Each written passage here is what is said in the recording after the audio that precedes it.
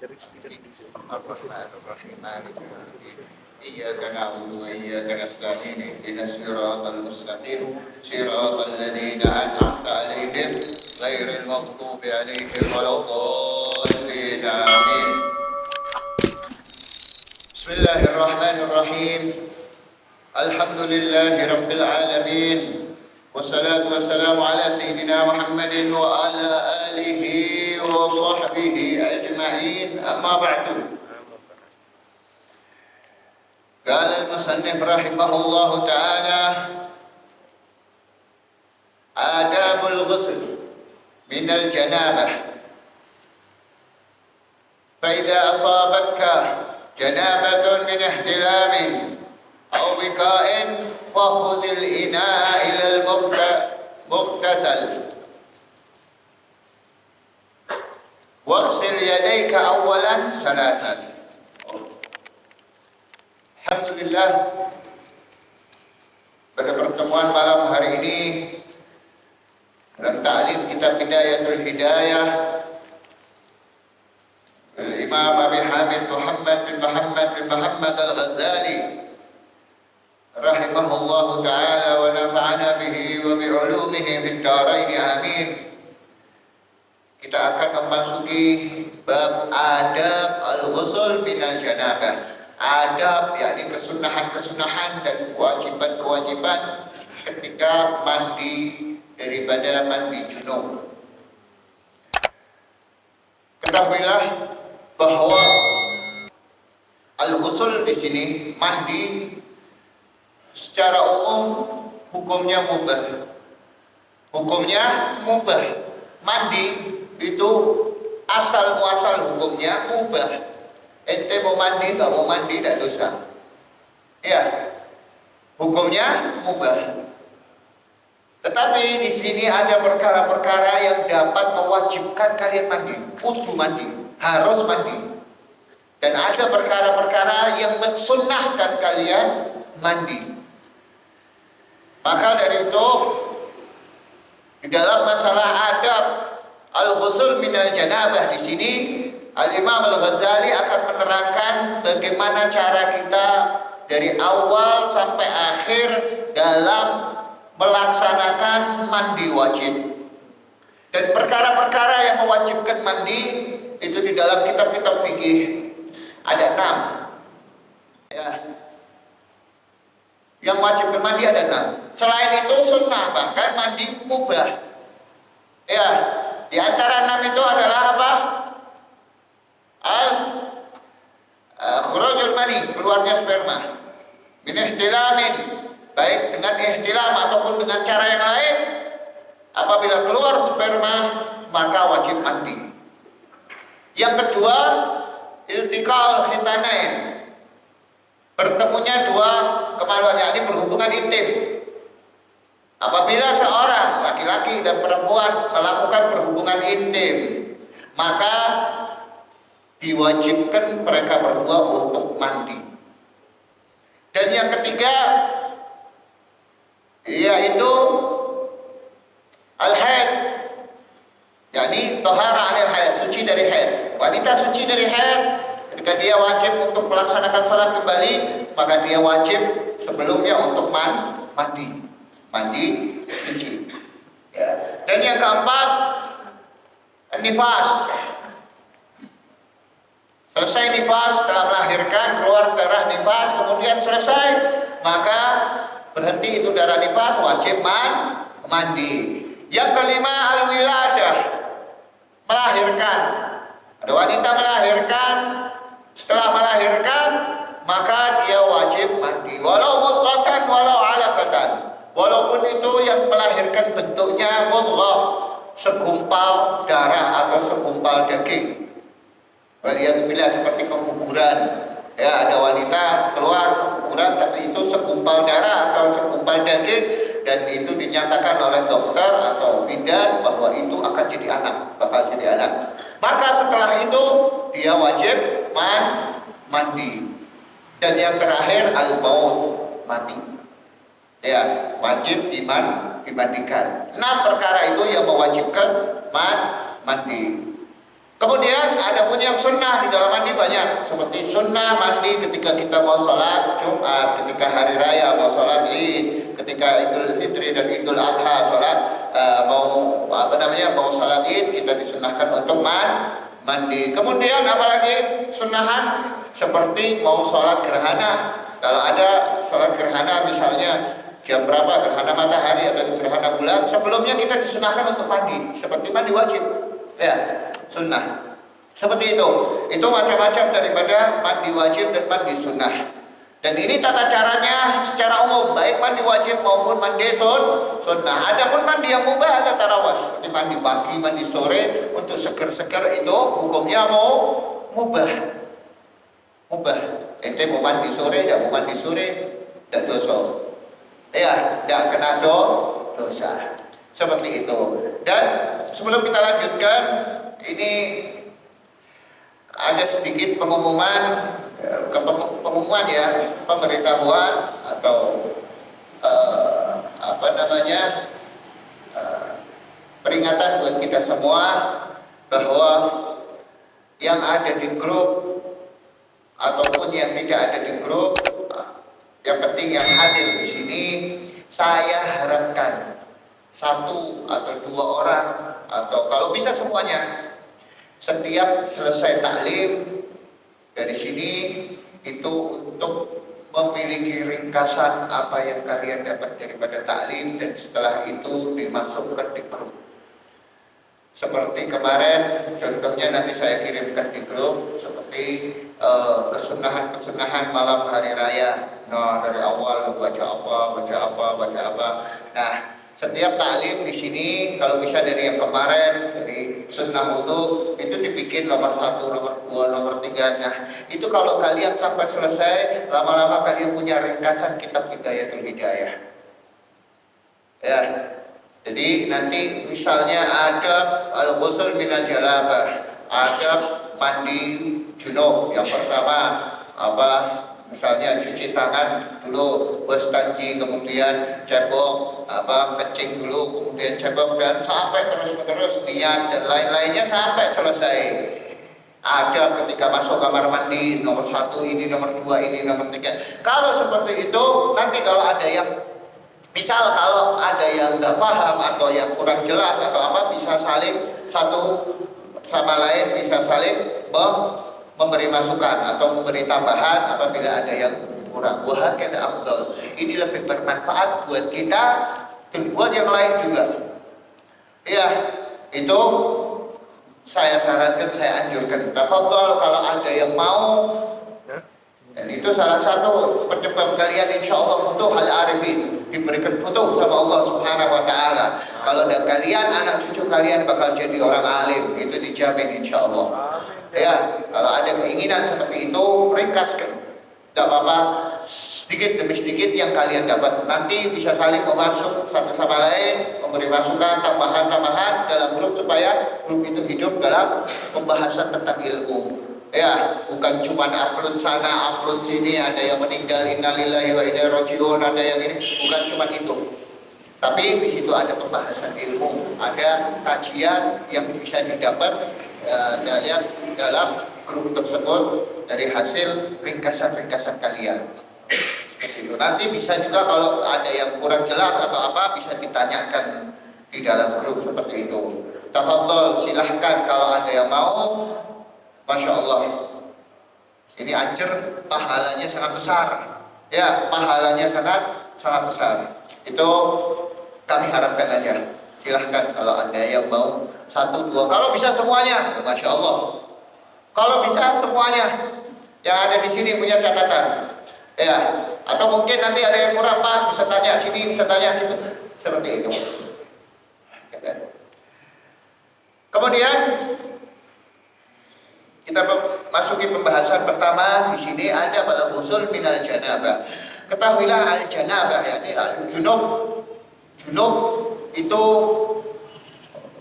dihasilkan atau disebabkan oleh 2. Orang dikatakan junub itu 2. Yang pertama, ihtilam, mimpi basah atau keluar sperma. Dan yang kedua, berhubungan intim itu junub. Adapun haid dan nifas itu beda lagi, bukan dikatakan junub. Makanya sebagian ulama mengatakan kalau ada orang atau wanita ketika mandi suci haid niatnya junub tidak sah. Niatnya nawaitu rafil hadasil haid. Ya, seperti itu. Kalau junub itu khusus berdua itu tadi. Ya, keluar sperma dan berhubungan intim seperti itu. Kemudian di sini beliau Al-Imam Ghazali akan mengawali dengan tata cara bagaimana kalian mempersiapkan ketika kalian mau mandi wajib.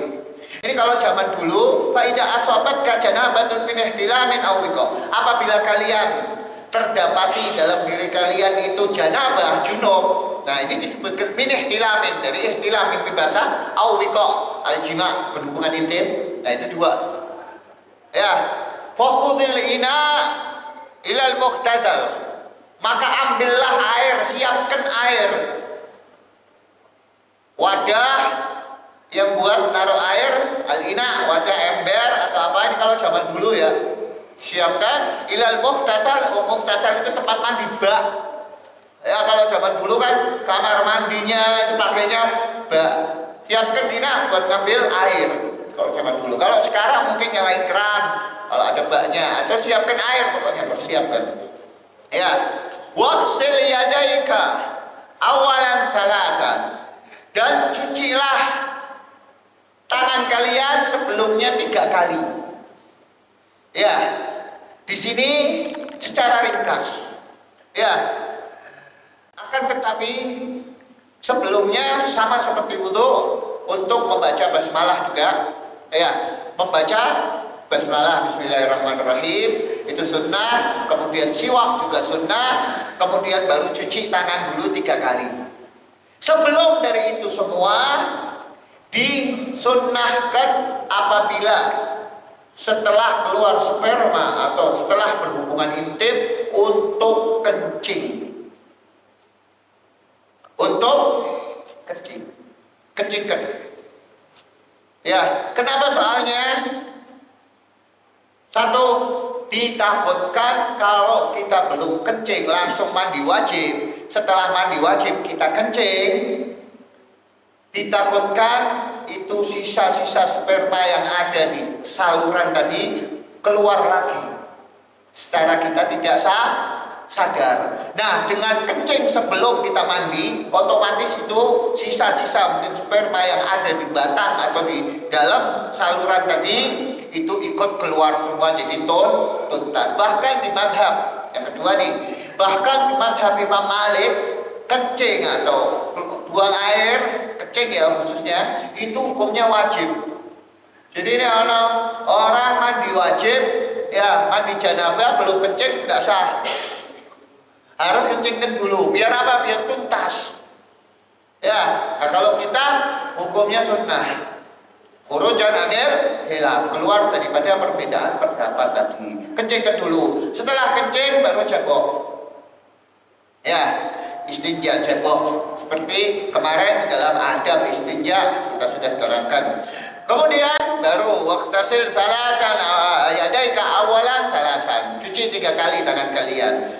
Wa azil ma ala badanika min galar, dan kemudian setelah itu azil itu hilangkan yang ada di tubuh kalian daripada galar. Galar ini najis atau sesuatu yang kotor, seperti misalnya masih ada bekas-bekas spermanya, cepokin dulu.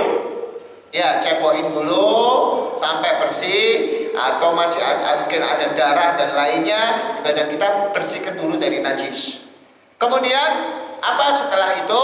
Wudu.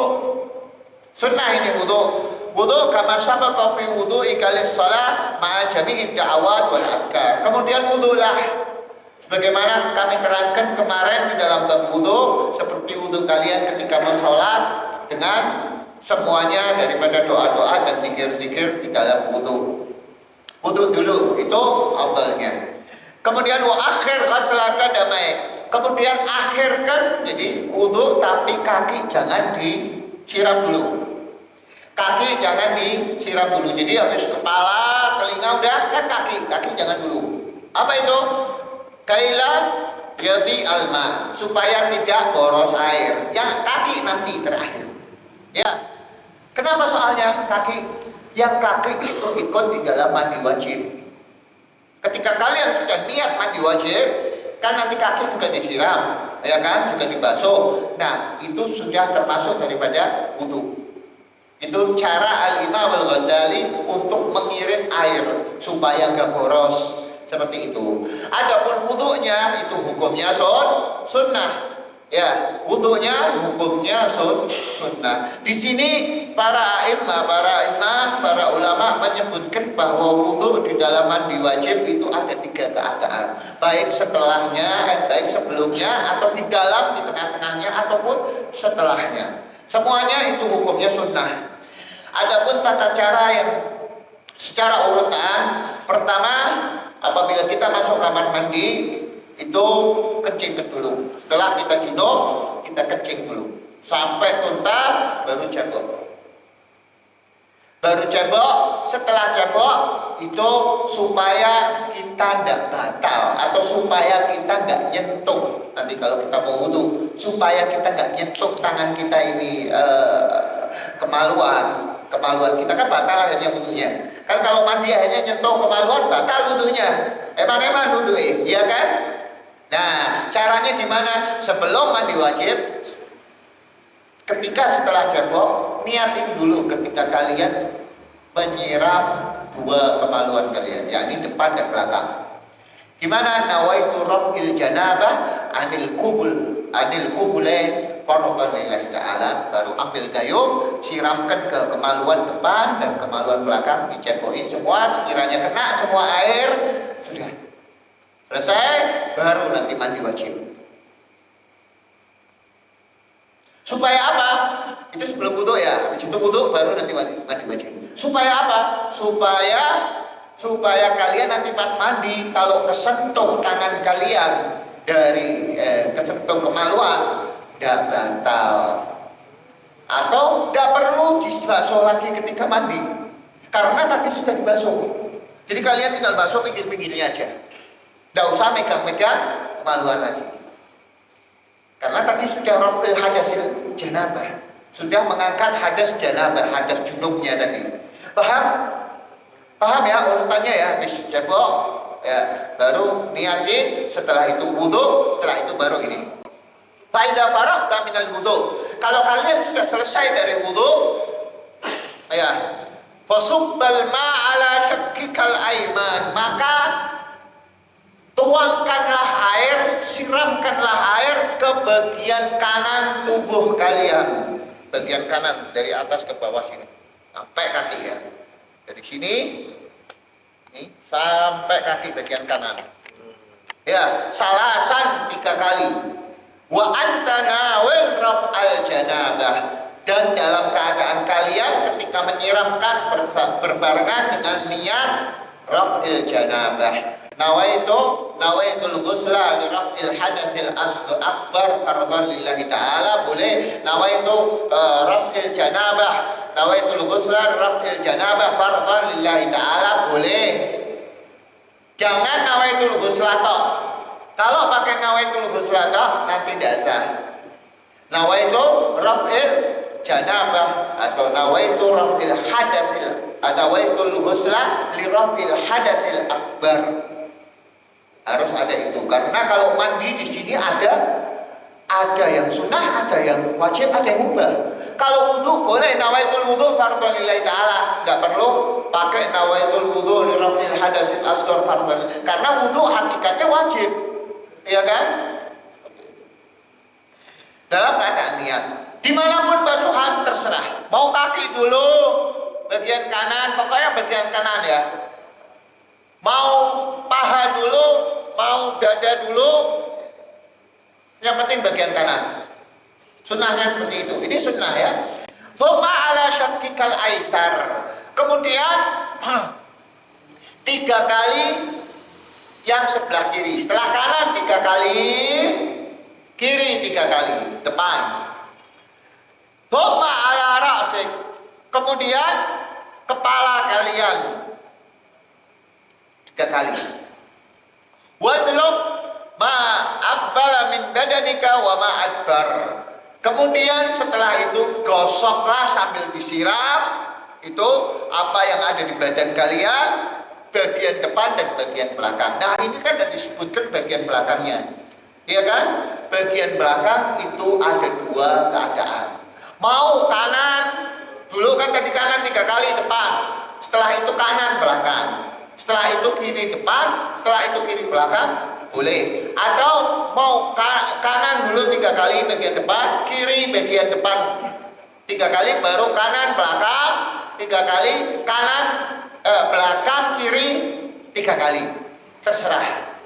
Ya, sambil digosok, sambil diratakan airnya. Siram sambil diratakan. Ya. Khususnya di sini wa khallil sya'ra ra'sik wa awsilil ma'a ila ma'atifil badan wa manabitish sya'r ma jabba minhu wa ma kathuh. Kemudian apa? Khallil, sela-selalah rambut kalian, kayak digaruk-garuk gini. Sekiranya air itu sampai ke kulit kepala yang ketutupan rambut tadi. Ya, di seluruh kepalanya. Mau rambutnya tebal, mau rambutnya tipis, mau gundul, mau keriting, sama saja. Harus sampai ke bawahnya. Harus sampai semua air tadi ke kulit kepala. Ya, ambil air ini digosokkan gini, siram. Sini, seperti itu. Ya, diratakan semuanya. Kemudian wadlukil ma'atif. Ma'atif juga bagian yang melipat di dalam tubuh kalian, seperti ketiak, lempitan-lempitan yang ada di tubuh kalian, seperti ketiak, selangkangan, ya, sela-sela kaki, ya, jari jemari kaki, sini apa ini? Apa? Dengkul ini belakangnya, ya.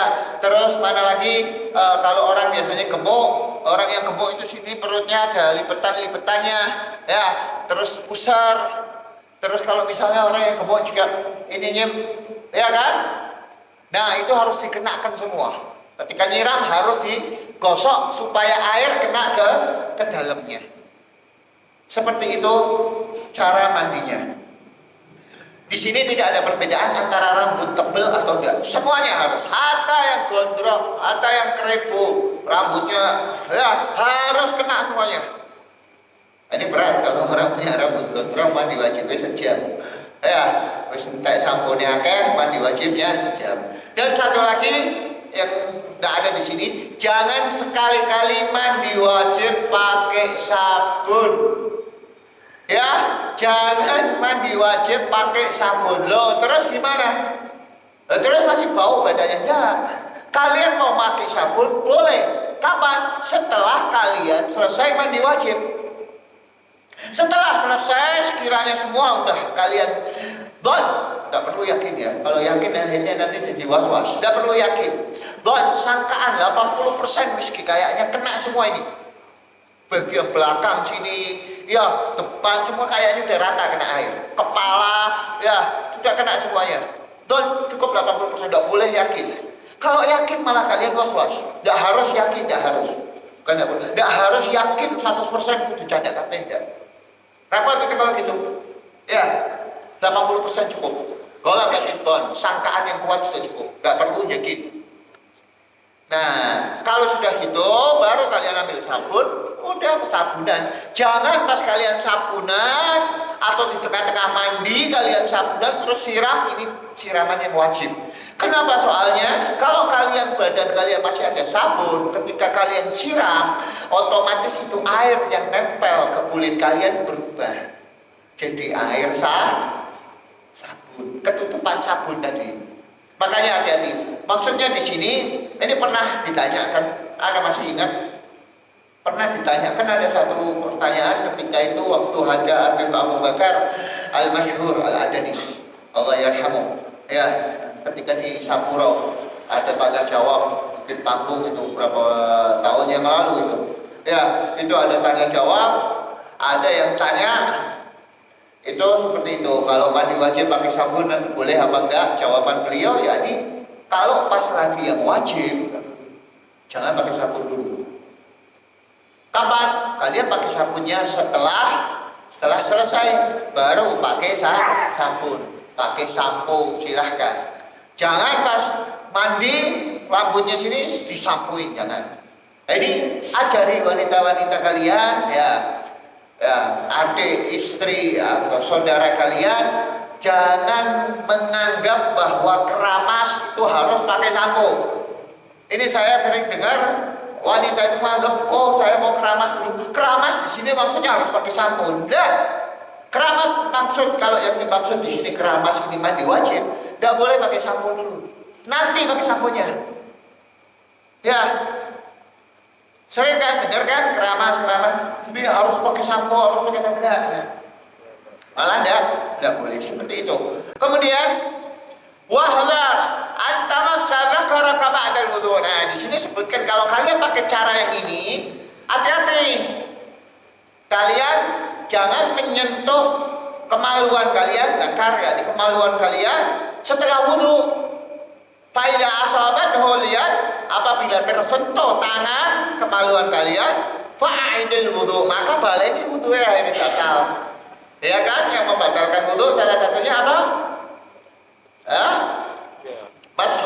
Mashul kubulain, ya, menyentuh kedua kemaluan depan ataupun belakang.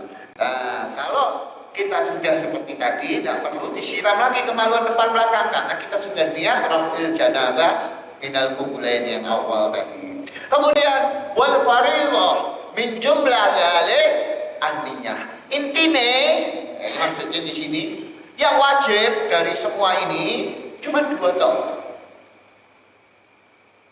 yaitu apa? An-niyah, niat. Niatnya kapan? Pertama kali kalian menyampaikan air ke badan kalian, menyiram air ke badan kalian, kudu niat. Nawaitu dalam hati, nawaitu raf'il janabah fardhan lillahi ta'ala, atau nawaitu ghusla li raf'il hadatsil akbar fardhan lillahi ta'ala. Boleh.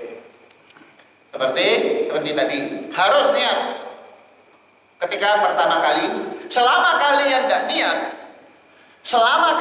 niat, hatta kalian mandi sak lautan istilahnya, airnya sak lautan, tidak sah mandinya. Harus niat. Seperti itu. Pertama, wasti'abul badan bil ghusl, dan meratakan, menyeluruhkan air dengan air atau dengan basuhan, kena semua dari ujung kepala sampai ujung kaki. Jangan sampai ada bagian tubuh kita yang terlewatkan daripada basuhan atau siraman ketika mandi wajib. Wes itu toh loro. Yang lain sunnah. Yang lain itu sunnah, dari 3 kali kanan, 3 kali kiri, itu sunnah. Tapi jangan remehkan sunnah. Ini disebutkan di sini nanti. Wa minal wudu, dan juga dalam wudu sing wajib itu ada 6. Apa itu? Ghuslul wajhi, basuh wajah. Seperti kemarin yang kita terangkan. Wal yadain ila ma'al mirfaqain, tangan sampai mirfaq, sampai siku. Wa mashu ba'dil ra's, mengusap sebagian kepala dengan air. Wa ghuslur rijlain ma'al ka'bain, membasuh kedua kaki sampai mata kaki. Marratan, sekali. Kalau wudu ini yang wajib-wajibnya. Ma'an niyah, bersamaan dengan niat di awal membasuh wajah. Seperti kemarin kita jelaskan, buat tertib, harus tertib urut, itu dalam wajib-wajibnya wudu. Ada 6 tok. Nah, di dalam masalah tertib ini cuma ada di dalam wudu. Adapun mandi tidak wajib tertib. Mandi tidak wajib tertib. Makanya niatnya kapanpun. Hatta kalian ketika nyiram tangan kalian atau menyiram bagian tubuh, paha, apa mana, kalian niatkan, disitulah start. Mulai kalian dianggap kalian mandi wajib. Tinggal ratakan semua badan dengan air. Paham? Ya. Dan masalah apa namanya? Al-idghimas. Idghimas itu apa? Nyelam. Nah, nyelam boleh nggak? Ada bak atau ada kolam atau ada kali, ya, kita junub, terus kita masuk ke air, nyelamkan semua badan kita sambil niat. Dalam ketika nyelam sambil niat nawaitu raf'il hadasin akbar fardhan lillahi ta'ala, baru mentas. Sah, sah. Enak tau? Enak. Semenit tau tidak ada. Ya, wudu juga seperti itu. Wudu seperti itu, kalian mau wudu, ya, kolam gede, masukkan semua badan kalian. Syaratnya harus masuk semua ya. Masukkan semua. Kalau separuh kalian niat, terus kalian berdiri, ini air yang kurang dari 2 bulan, maka jadi air mustakmal. Kalau airnya kurang dari 2 bulan, yang sebagian belum kebasuh, selamkan semua, dalam semuanya. Kalau dalam wudu juga harus tenggelam semuanya. Ketika di dalam baru niat. Nah, di situ gugurlah tartib di dalam wudu. Tidak wajib tartib. Ini tartib di sini kalau di dalam wudu, ketika nyelam tidak ada. Tidak wajib tartib. Cuman di dalam pendapat Al-Imam Rafi'i, ini menurut Imam Nawawi ya. Menurut Imam Rafi'i itu wajib bagi kita untuk istighfar di dalam air seukuran tartib. Jadi seukuran dari awal basuh wajah sampai kaki itu berapa menit itu kira-kira? Ada semenit sih, berapa detik? Taruhnya 30 detik, nyelamnya 30 detik. Supaya apa? Supaya ada gambaran tartib di dalam wudu. Itu menurut Imam Rafi'i. Ya, tapi menurut Imam Nawawi cukup, yang penting nyelam, walaupun setelah ngadeg menit. Yang penting pas nyelamnya ketika itu niat ya. Selesai bangun, langsung sholat. Itu tidak nyentuh kemaluan, tidak apa, udah nyelam toh. Enak tuh. Ya, seperti itu. Kemudian wa ma'adahu sunanun mu'akkadatun fadluha kasirun wa sawabuha jazil. Dan selain daripada itu yang saya sebutkan tadi, dalam mandi wajib-wajibnya apa, dalam wudu wajib-wajibnya apa, kata Imam Ghazali itu adalah lainnya sunnah-sunnah mu'akkad, sunnah-sunnah mu'akkadah, yang mana keutamaannya sangat banyak dan pahalanya sangat besar. Jangan sampai kita orang ninggalkan yang sunnah-sunnah, apalagi nyepelekan. Nah, wal mutahawin biha khasir. Dan orang yang suka mutahawin, melalaikan, ya, melalaikan sunnah-sunnah, paling sunnah. Oh iya, kalau sampai kayak gitu ada mutahawin, ada muhtakir. Ini yang muhtakir yang bahaya. Kalau mutahawin mungkin kadang kita tidak sempat melakukan sunnah karena waktu atau apa, oke.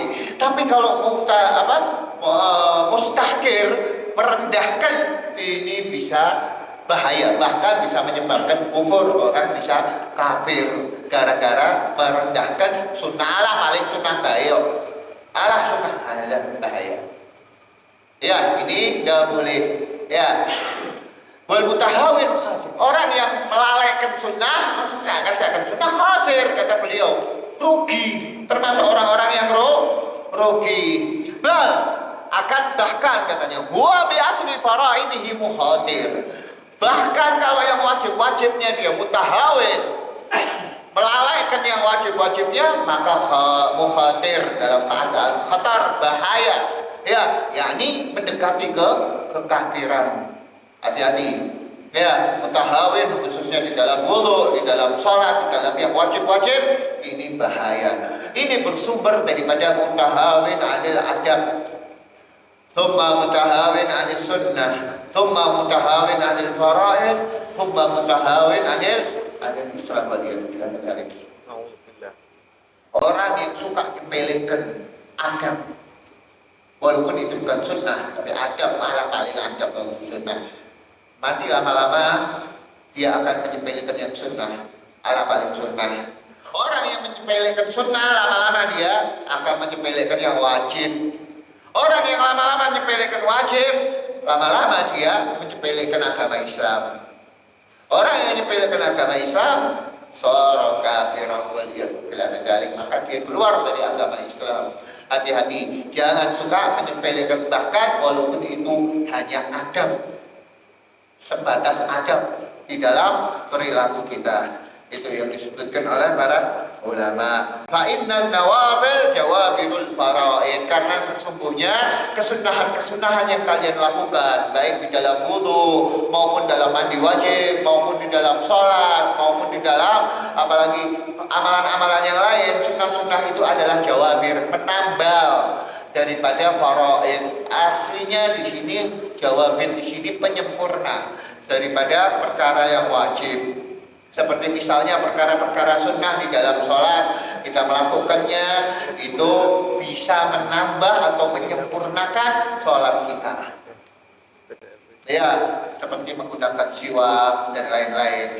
Adapun pahala wajib itu jauh lebih besar daripada pahala sunnah, itu lebih jelasnya seperti itu. Itu tadi tata cara di dalam mandi wajib yang disebutkan oleh Al-Imam Al-Ghazali di dalam kitab Bidayatul Hidayah. Adapun secara luasnya ini masih sangat panjang sebenarnya, ada di kitab-kitab fikih yang lebih luas lagi. Wallahu a'lam. Insyaallah pertemuan yang akan datang kita akan membahas tentang persiapan di bulan Dzulhijjah.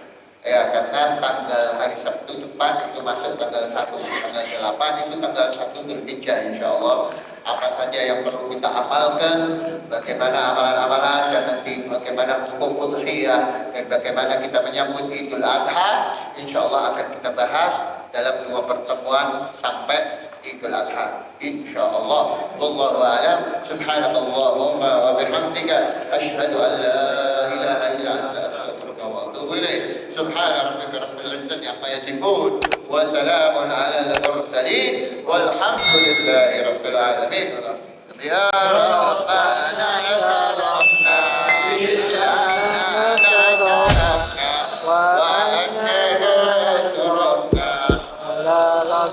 أسرفنا وتب علينا توبة واغفر لكل حوبة واستر العورات وآمين رواتي واغفر لوالدينا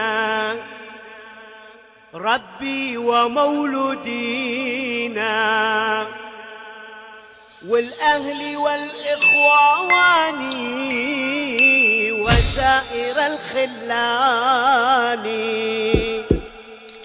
وكل ذي محبة أو جيرة أو صحبة والمسلمين أجمع آمين ربي أسمع فضلا وجودا منا لا باكتساب منا بالمصطفى الرسول نحظى بكل سود